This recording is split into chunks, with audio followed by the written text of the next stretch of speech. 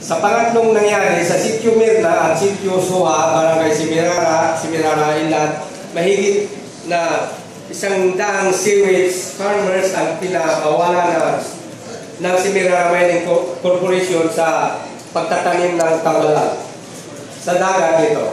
Walang nasagawa na konsultasyon sa kanila at ang kanilang mga gamit ng pagtatanim ng tambalang nakita na mga sa hindi nakapagtanim sa dagat. Nawalan sila ng pangunahing kabuhayan.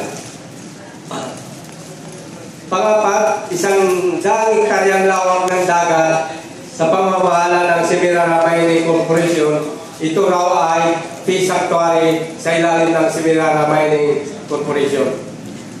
Binabantayan ng mga armadong gwardiya sa Simirara Mining Corporation ang lawak na dagat na ito.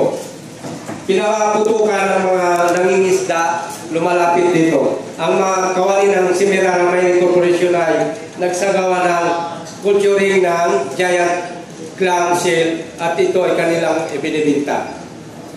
Ang panglima, Sitio Pungton, Sitio Palawan, Sitio Soa o Barangay Simirara Islands.